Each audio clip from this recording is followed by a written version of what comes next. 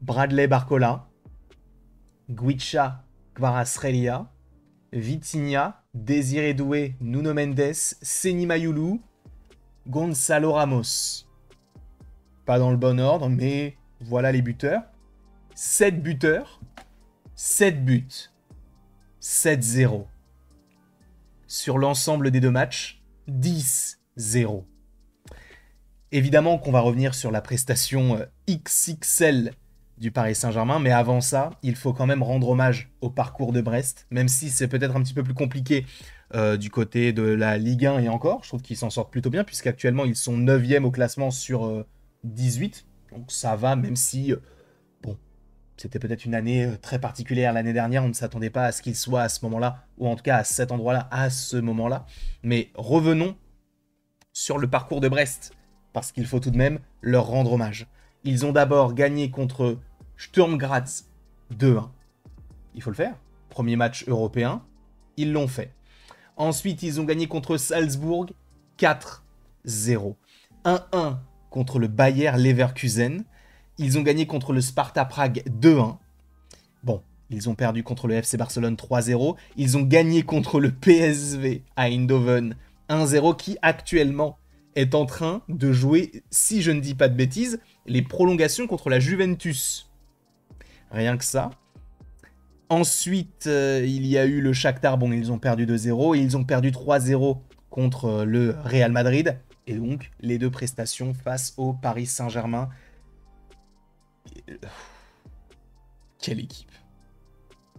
Quelle équipe. Il faut revenir sur l'ensemble des joueurs. Alors, il n'y a pas vraiment grand-chose à dire sur Donnarumma, bien que sur ses quelques interceptions, bon, il n'a pas été trop rassurant, mais en même temps, sur un 7-0, je vais pas te mentir, j'en ai rien à faire de notre gardien. Pareil pour la défense de manière générale, Nuno Mendes, il a fait son match. Alors, c'est vrai qu'au début du match, hein, défensivement, il aurait pu être un petit peu plus minutieux. En revanche, du côté droit, Hakimi, bon, c'est parfait, Hakimi, très endurant, très rapide, très vif, très précis aussi dans ce qu'il sait faire. C'est génial. Je ne vais pas vous mentir, j'ai passé une excellente soirée. Sachant qu'on avait évidemment William Pacho et Marquinhos, donc la charnière centrale classique aujourd'hui. William Pacho, je suis désolé, mais pour moi, c'est très grand. Il est très jeune, je crois qu'il doit avoir 22 ans. Il joue vraiment comme s'il en avait 30. Il a une assurance. Lui, c'est... On va dire qu'il n'y a pas de fluoriture dans son jeu. Lui, c'est s'il faut la dégager loin, je la dégage loin, j'en ai rien à faire. Moi, ce que je veux, c'est ne pas me prendre de but. Et en plus, ses interventions sont très très bonnes. Il faut aussi revenir sur le milieu de terrain. Alors, Marquinhos, ça fait un très bon match. Hein, mais il faut revenir sur le milieu de terrain qui était composé de Ruiz. Il y avait également Vitinha et Neves. C'est vrai que Ruiz, bon, je suis toujours pas fan. Mais c'est vrai qu'en super sub, pourquoi pas. Là, je pense qu'il est aussi... en fait, sur ce côté-là, il peut être assez intéressant, notamment par rapport à sa taille, à son envergure, parce que Vitinha, Neves et Zaïre Emery ne sont pas excessivement grands, même si Zaïre Emery est très physique. Bon, Joao Neves aussi et Vitinha aussi, mais peut-être sur un autre registre, là, c'était intéressant de le voir aussi ici. Alors, je sais très bien qu'il va y avoir des consultants, des journalistes qui vont nous dire... Mais ce n'était que Brest, pardon, je confonds avec la marque de chips. Mais ce n'était que Brest. Normal qu'ils leur mettent autant de buts. C'est normal. Alors que si on avait perdu, bah écoute, c'est la honte. C'est une débâcle, c'est tout ce que vous voulez. Il n'y aura jamais un moment donné où les médias français se diront... En fait, là, ce que nous propose le Paris Saint-Germain, ce n'est pas parce que l'adversaire est moins fort ou pas fort du tout. Parce que là, en vrai, Brest était moins fort, mais ça ne veut pas dire qu'il n'était pas fort. Mais il faut peut-être reconnaître, de temps en temps, que le Paris Saint-Germain est une grande équipe et qui peut possiblement gagner des matchs. Pas uniquement contre des adversaires qui sont faibles, parce qu'à ce moment-là, depuis 2025, ils n'ont rencontré quasiment que des adversaires faibles. Et on en est au quoi, 10e, 15e match depuis le début de la saison. À un moment donné, soyez cohérents dans vos propos, s'il vous plaît. À chaque fois, de toute manière, ça va tomber là-dessus. Les adversaires ne sont pas assez forts, ils ne sont pas dans la meilleure forme, etc. Les gars, sachez reconnaître lorsqu'une équipe joue bien, même contre une bonne équipe, parce qu'encore une fois, Brest est une très très bonne équipe s'ils sont là. en tout cas, s'ils sont arrivés jusqu'ici, c'est qu'ils le méritaient. Leurs prestations, le collectif, l'entraîneur, tout faisait que c'était normal de les voir là. Alors, c'était normal au fur et à mesure, mais on ne se serait jamais douté qu'ils aillent aussi loin. Et c'est vrai que j'ai un petit pincement au cœur aussi de me dire qu'il y a eu un Paris Saint-Germain-Brest. Déjà qu'on a perdu Monaco, là on perd Brest et c'était sûr qu'il y allait forcément avoir un club français éliminé puisqu'il y en avait deux qui s'affrontaient. Et c'était la première fois depuis, je ne sais même pas combien de temps, 15 ans, un truc comme ça. Parce que je me souviens, j'étais en 6ème et c'était Lyon et Bordeaux je crois. Et le gagnant allait en demi-finale et c'était Lyon qui était passé, si je ne dis pas de bêtises. Donc le milieu de terrain, bon, ça fonctionne très bien. Vitinha, encore une fois, de loin, il apporte cette plus-value qu'on n'avait pas à l'époque, hein, les tirs de loin. Neves, bon, il a fait son match aussi. Hein. Et les trois de devant, Kvicha Kvaratskhelia, j'aime bien dire son nom en entier parce que je sais le dire. En tout cas, je le dis comme lui, il a dit que ça se prononçait.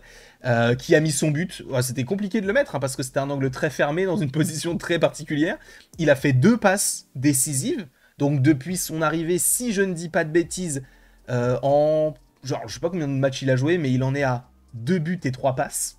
Je pense que pour quelqu'un qui vient d'arriver, c'est tout de même plutôt sympathique. Alors tu me diras encore une fois, oui, mais ce n'est que Brest. Fais-le. Fais-le ton match contre Brest. Fais 2 passes et 1 but sur ce match-là. C'est compliqué. Brest est une bonne équipe, il y avait la pression, il y avait tout ça. Ils n'ont pas réussi, mais il faut reconnaître aussi le talent parisien. Dembélé et Barcola, je pense qu'il les a sortis assez rapidement pour les préserver pour les gros matchs qui arrivent, hein, parce que je vous rappelle que là, étant donné qu'on est passé, on va soit tomber contre le FC Barcelone, soit contre Liverpool. Bon, je ne sais pas ce que je préférerais, mais en vrai, j'aime tellement le parcours aujourd'hui de l'équipe que même si on vient être éliminé, je m'en moque parce que c'est très beau ce qu'on a fait jusqu'ici, même si je pense que contre les deux équipes, on a nos chances. Tout doit se faire. Rien n'est joué et ça fait plaisir. Et évidemment, du coup, Barcola, très beau but. Moi, j'ai trouvé que il s'est bien repris sur sa mauvaise prise de balle, sur la belle passe de Ruiz. Ruiz qui a fait 2 ou 3 passes D, 2 passes D, je crois, si je ne dis pas de bêtises. Et Dembélé, alors je crois que Dembélé, il a pas mis de but. Si je dis pas il n'a pas été décisif sur ce match-là, mais est-ce que c'est grave? Non, pas particulièrement. Et il faut parler des remplacements, ou plutôt des remplaçants. Désiré Doué et Gonzalo Ramos, ils rentrent, ils n'ont que, allez quoi, 20-30 minutes, une passe, un but chacun. L'un pour l'autre, l'autre pour l'un. Ça fonctionne extrêmement bien. Kanguini est peut-être celui qu'on a le moins vu, en tout cas de manière décisive, mais en même temps, il était peut-être pas forcément dans ce rôle-là, bien qu'il aurait pu marquer, il aurait pu tenter plus sa chance, mais il a été assez altruiste sur certaines actions. Seny Mayulu, si je ne dis pas de bêtises encore une fois, je crois que c'est son premier but en Ligue des Champions. Ça fait extrêmement plaisir. C'est vrai que au fur et à mesure, on voit que Luis Enrique lui donne sa chance parce qu'il la mérite et parce qu'il est plutôt bon. Et là, ça vient le récompenser. Donc, très bien. Très très bien pour Seny Mayulu. Je crois que j'ai parlé de tous les entrants. Puisque... Oui, c'est bien ça. Sauf le dernier. Et je voulais terminer sur lui. Presnel Kimpembe. J'avais très peur. Quand j'ai vu qu'il y avait 3-0, je me suis dit dans ma tête, il faut qu'il le fasse rentrer. Parce que là, il y a 6-0. Faudrait qu'il mette 7 buts pour passer. Mets-le sur un match de Ligue des Champions. Haute intensité, même si c'est Brest, fais-le rentrer. Et qu'est-ce qu'il fait? Il l'envoie à l'échauffement. Je me suis dit, ça sent bon ça. Et ça fait extrêmement plaisir. Et oui, il est rentré. Et oui, ça a fait du bien de le voir sur un terrain de foot. Et en plus de ça, il a été décisif. Et c'est vrai que lorsque Luis Enrique parlait de Kimpembe, on pouvait supposer qu'il n'allait jamais revenir. Et non, il est bien là. Alors, est-ce qu'il sera titulaire? Je ne pense pas, parce qu'il y a Pacho et il y a toujours Marquinhos qui est là et c'est le capitaine. Donc je pense que pour l'instant, on va dire que cette charnière est indéboulonnable. Mais en même temps, ça fait du bien de revoir Kimpembe. Sincèrement, ça fait... Et en fait, j'attendais de voir son retour du côté de la Ligue des Champions et surtout à domicile. Parce qu'il était rentré en Coupe de France, si je ne dis pas de bêtises. Et bon, c'était bien, mais il n'était pas à domicile. Là, oui. Et quel plaisir. Bref, j'ai hâte de savoir contre qui on va tomber. Alors, je suppose que le tirage au sort aura lieu vendredi, je le suppose. Alors, je ne sais pas si on fera une vidéo pour savoir, ou en tout cas pour suivre ça. Il y a d'autres créateurs de contenu qui s'en occupent bien mieux que moi, notamment l'immigré parisien. que je salue, même s'il ne regardera jamais cette vidéo, même si de temps en temps je mets des petits messages dans son chat et il me répond. J'ai ce privilège-là. Mais en tout cas, c'est très très bon. Ce que j'ai vu, j'ai pris énormément de plaisir. Je m'attendais à un 8e but. Bon, il n'est pas arrivé puisque Désiré Doué n'a pas réussi à tromper le gardien. Et j'ai eu beaucoup de peine pour Brest parce qu'encore une fois, il méritait enfin, il ne méritait pas de passer au vu des 2 matchs, mais il méritait pas un score aussi gros. Ça, c'est clair et net. Alors, Paris, pour le coup, mérite ce score-là puisqu'ils ont tout fait. Mais Brest, je pense que c'est un peu dur. C'est même très dur. En tout cas, donnez-moi votre avis concernant ce match-là. Au début, je comptais pas en parler, mais il y a quand même eu 7-0. Donc bon, merci beaucoup à vous d'avoir suivi cette vidéo. N'hésitez pas à l'aimer, à la partager, à la commenter et à vous abonner, si ce n'est pas déjà le cas. Et après tout ceci, il ne me reste plus qu'à vous dire à la prochaine pour la prochaine. Et encore une fois, merci beaucoup à vous d'avoir été présents. On se retrouve d'ici quelques temps pour de nouvelles vidéos, pour de nouvelles aventures. Et d'ici là, passez une excellente journée. Non mais sincèrement quoi. Sincèrement.